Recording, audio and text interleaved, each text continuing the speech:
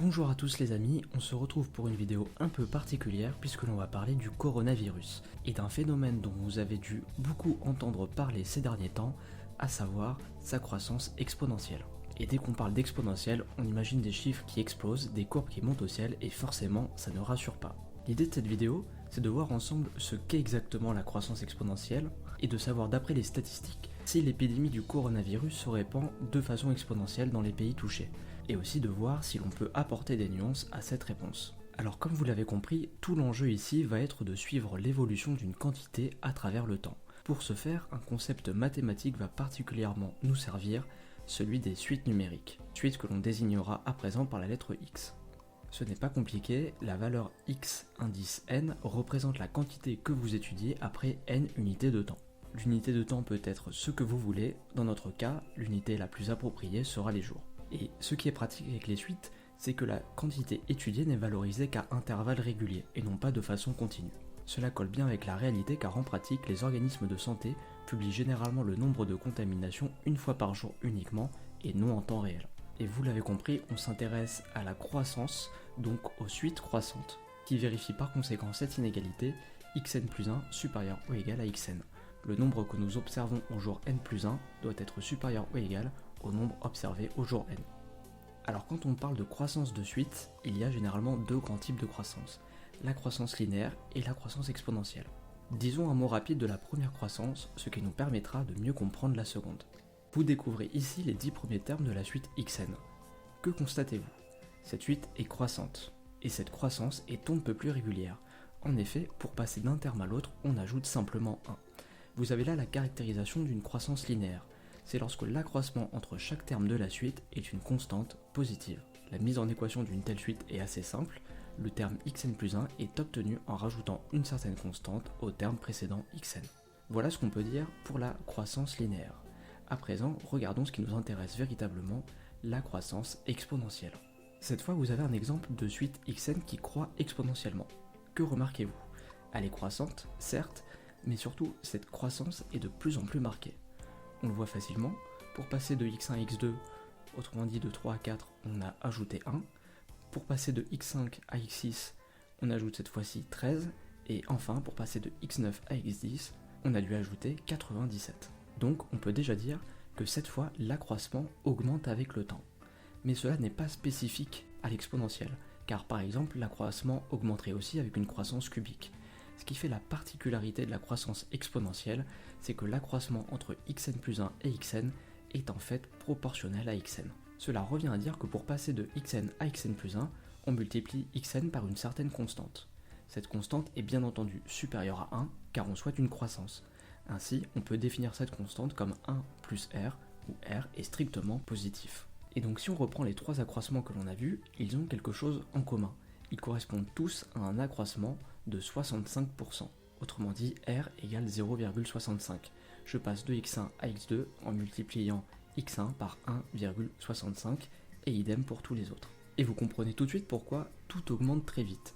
On ajoute 65% de 3 pour passer du premier au deuxième terme, mais on ajoute 65% de 148 entre le 9e et le 10e terme, ce qui bien sûr n'a plus rien à voir. Un exemple connu de croissance exponentielle, ce sont les puissances de 2. En effet, on passe d'une puissance à l'autre en multipliant par 2. Donc on a bien la formule avec ici r égale 1. Voilà, maintenant que l'on a vu la notion de croissance exponentielle, attaquons-nous au coronavirus à défaut du contraire. Nous étudierons la situation dans 5 pays, la Chine, la France, la Corée du Sud, l'Italie et les États-Unis. Les données que l'on utilisera étaient celles disponibles jusqu'au 26 mars 2020.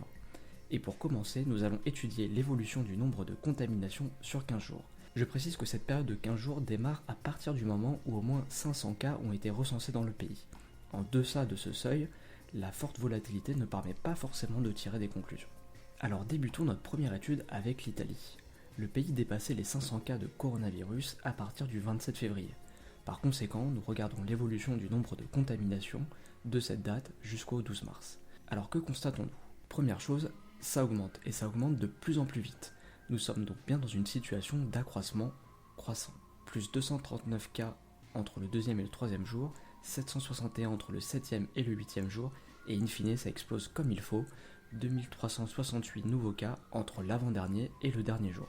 Maintenant, pour savoir si cela se rapproche d'une croissance exponentielle, il faut voir si le taux d'augmentation d'une journée à l'autre est identique sur la période. Autrement dit, pour reprendre la formule qu'on a vue tout à l'heure, a-t-on un R constant? Si l'on reprend nos trois accroissements et que l'on considère cette fois les taux d'augmentation, on voit qu'ils diffèrent. On a 27%, 25% et 21%. Mais vous voyez tout de même qu'ils ne diffèrent pas sensiblement. Et l'on trouve en fait un taux d'augmentation journalier moyen sur ces 15 jours de 26%, avec une faible volatilité autour de cette moyenne. Ce qui rapproche véritablement la croissance que l'on observe d'une croissance de type exponentiel. D'ailleurs, vous voyez que l'on a 15 points, et l'on serait tenté de se demander si une courbe exponentielle permettrait de bien représenter cette configuration. Alors nous découvrons ici la fonction exponentielle qui représente au mieux nos 15 points.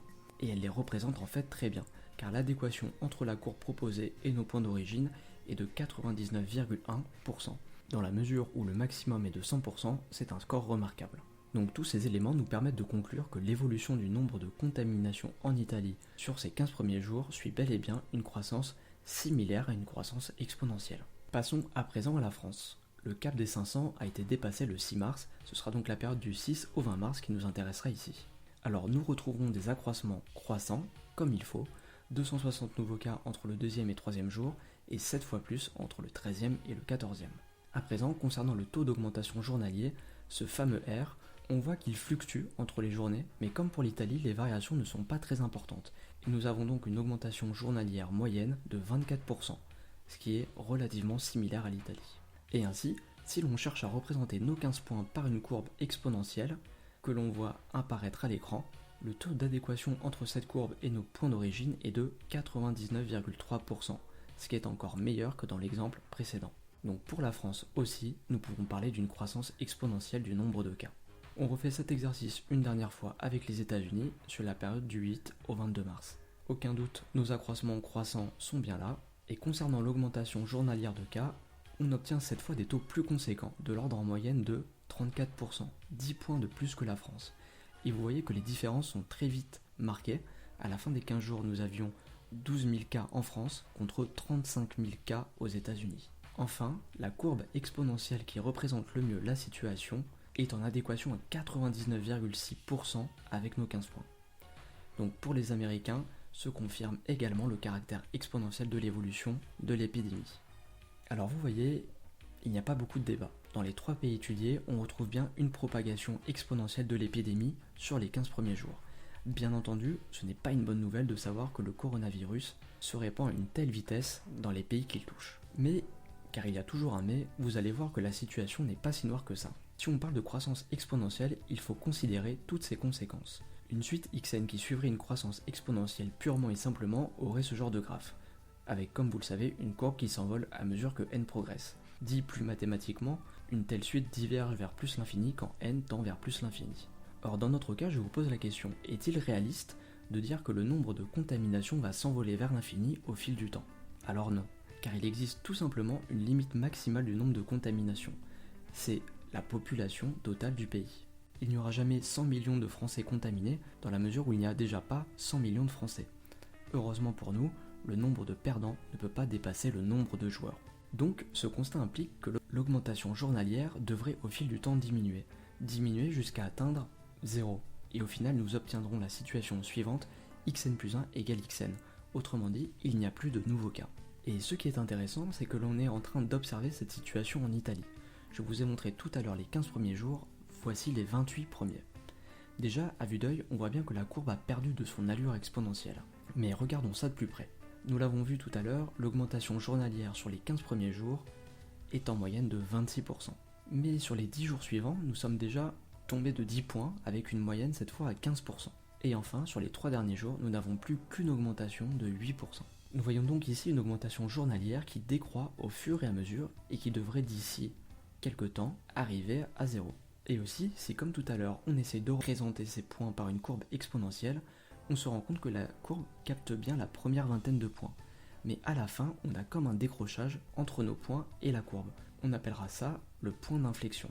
L'augmentation journalière diminuant sans cesse, on n'arrive tout simplement plus à tenir le rythme d'une croissance exponentielle. Et donc comment est amenée à évoluer la courbe après ce moment-là? Pour avoir la réponse, je vous propose un voyage virtuel en Chine pays qui a affronté sa première vague de l'épidémie. Voici l'évolution des contaminations sur les 55 premiers jours. Vous retrouvez le début de la courbe avec une croissance exponentielle. Par la suite, on perd cette croissance exponentielle pour une croissance qui semble plus linéaire. D'ailleurs, certains seront certainement choqués par cette augmentation soudaine au 22e jour. Elle provient en fait d'un changement de la méthodologie de comptage par le gouvernement chinois. Ce n'est donc pas une hausse naturelle, imaginez-vous en réalité une croissance plus progressive. Et après cette deuxième étape, on arrive à une situation où la croissance de jour en jour est de plus en plus faible, ce qui nous mène à un état stationnaire, à un plateau. Donc à ce stade, on se rend bien compte que l'exponentielle n'est plus du tout adapté pour décrire le comportement de l'épidémie, qui est en fait plus complexe. Nos yeux vont alors se tourner vers une fonction qui va vite devenir notre meilleur ami, la fonction logistique. Et nous découvrons à présent son expression.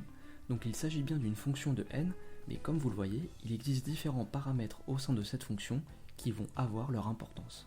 Au numérateur, nous avons le paramètre k, qui représente en fait le maximum que la fonction pourra atteindre. Il s'agit de la valeur de votre plateau. On a en effet que l'exponentielle tend vers 0 au dénominateur, donc fn tend vers k quand n tend vers plus l'infini. Deuxième paramètre, le n0. C'est le moment où s'arrête la croissance exponentielle, le fameux point d'inflexion. Tant que n est inférieur à n0, on se situe encore dans une évolution exponentielle. Et enfin, le a, qui correspond à la pente de la courbe. Si votre a est faible, la pente de la courbe le sera également. Donc par exemple, prenons une fonction logistique avec k égale 100 000 et a égale 1. Je vais tracer deux fonctions logistiques, la courbe orange en prenant n0 égale 5 et la courbe bleue avec n0 égale 10.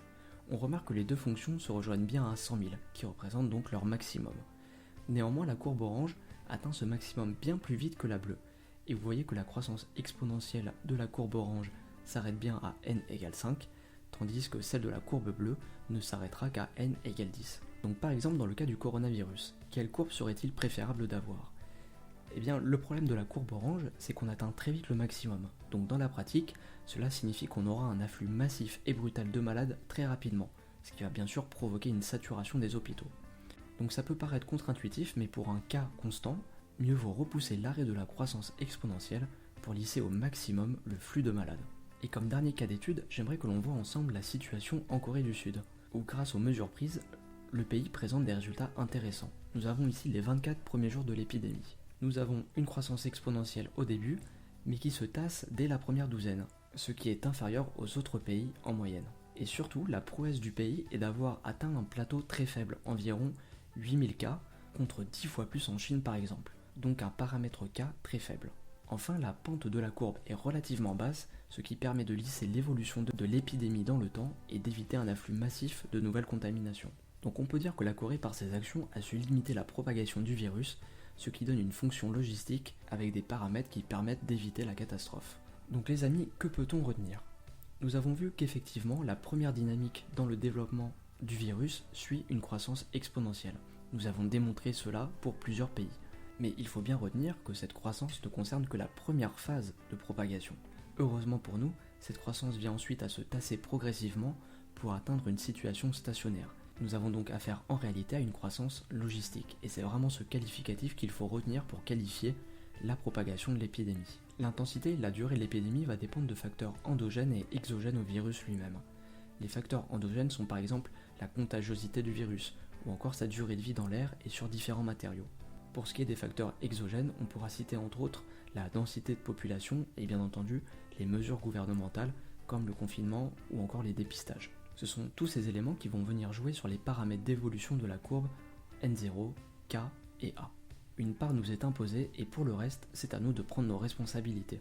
Et s'il y a bien un indicateur sur lequel on peut jouer, individuellement, c'est le fameux K, en évitant d'être contaminé et contaminer les autres. Pour ce faire, vous connaissez les règles, rester chez soi, faire attention aux autres lors de nos déplacements et surtout faire des maths pour préserver notre équilibre mental. Voilà chers amis, j'espère que cette vidéo vous a plu et qu'elle aura peut-être permis de clarifier certains points sur les notions de croissance et de développement de l'épidémie. N'hésitez pas à la partager et je vous dis à très bientôt pour de nouvelles vidéos.